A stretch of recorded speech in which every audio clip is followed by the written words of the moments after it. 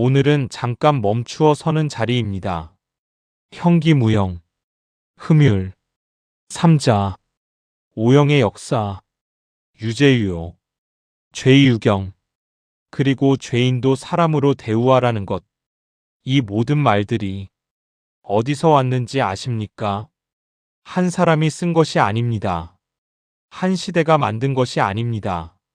수천 년 동안 수많은 성인들이 각자의 자리에서 법이란 무엇인가를 물으며 남긴 기록들입니다.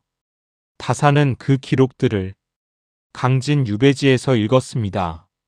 밤이 깊도록, 등잔불이 꺼질 때까지. 그런데 여기서 한 가지 물음이 생깁니다. 다사는 왜 이 기록들을 흠음신서의 맨 처음에 배치했을까요? 법의학도 아니고 실제 사건도 아니고 3000년 전 성인들의 말씀을 첫 번째 자리에 놓은 이유가 무엇이었을까요? 이유가 있었습니다. 법은 기술이 아니기 때문입니다. 법을 그저 사람 잡는 재주나 수단으로만 여기는 이들이 있습니다. 어떻게 하면 범인을 잡는가? 어떻게 하면 사건을 마무리하는가? 그것만 알면 된다고 생각하는 사람. 그러나 다사는 달랐습니다. 기술보다 마음이 먼저라고 했습니다. 왜 법이 있어야 하는가? 법은 무엇을 위해 있는가?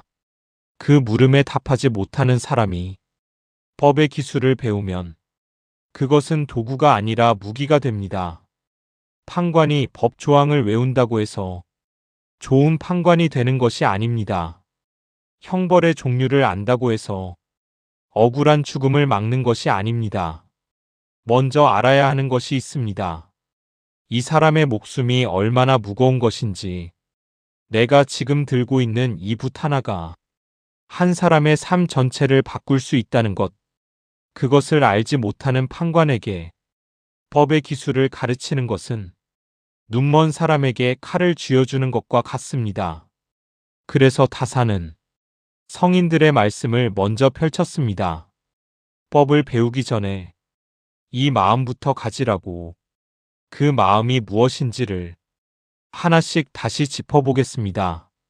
형기무형, 형벌을 주는 까닭은 형벌이 사라지길 기약하기 위해서다. 벌을 주는 사람이 벌이 없어지는 세상을 꿈꾼다는 것. 이것이 판관이 가져야 할 첫 번째 마음입니다. 벌을 줄 때마다 아파야 합니다. 이 사람이 왜 이 자리에 왔는가를 마음에 담아야 합니다. 흠율, 공경하고 가엾이 여겨라. 이것이 두 번째 마음입니다. 떨리는 마음으로 공경하는 것. 휼, 가슴이 아프다는 것. 이 두 마음이 함께 있을 때 비로소 판결이 판결다워집니다. 삼자, 혼자 결정하지 마라. 신하에게 묻고 관리에게 묻고 백성에게까지 물어라.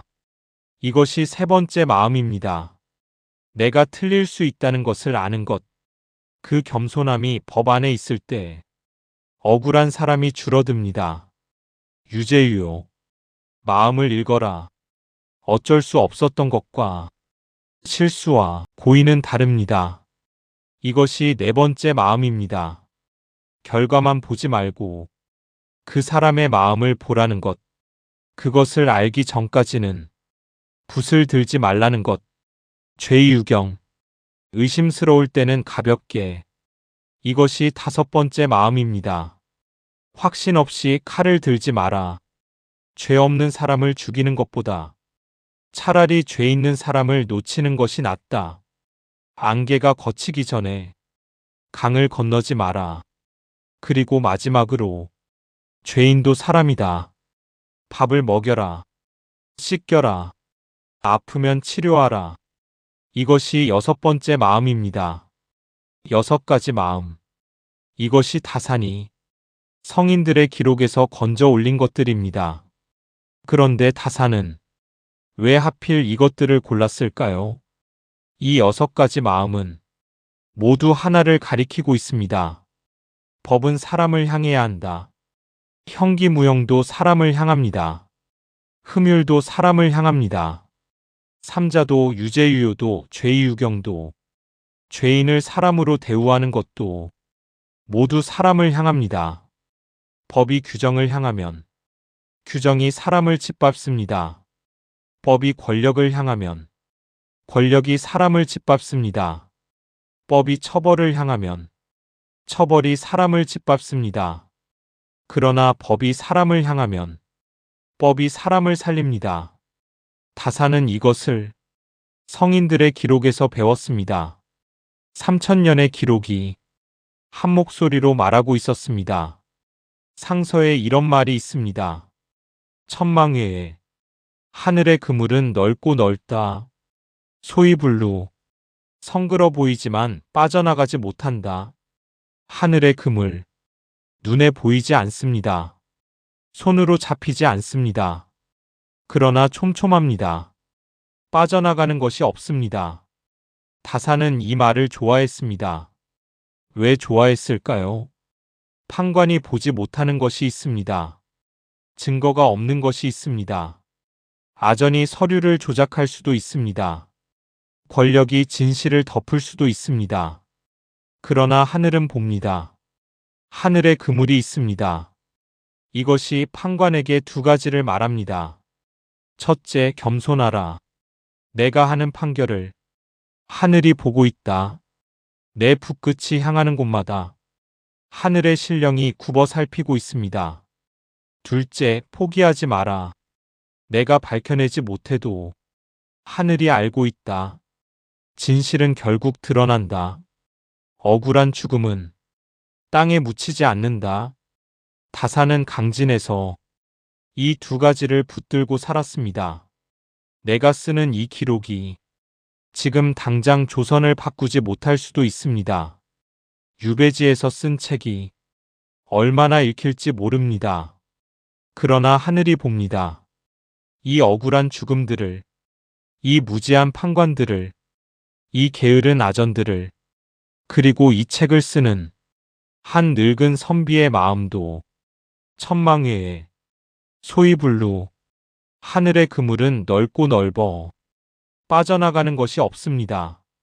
이것이 다산이 경사구옥의 마음으로 흠음신설을 시작한 이유였습니다. 법을 배우기 전에 이 하늘을 먼저 보라. 하늘 아래 재판정이 있다는 것을 알라. 그 하늘이 지켜보고 있다는 것을 알라.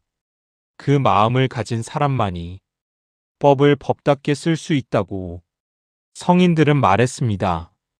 다사는 그것을 믿었습니다. 다음 화부터는 그 마음을 실제로 갖고 있었던 사람들의 이야기로 들어갑니다. 춘추시대 혼란과 전쟁 속에서도 법의 정신을 붙들었던 사람들, 관중은 법으로 백성을 배불렸습니다.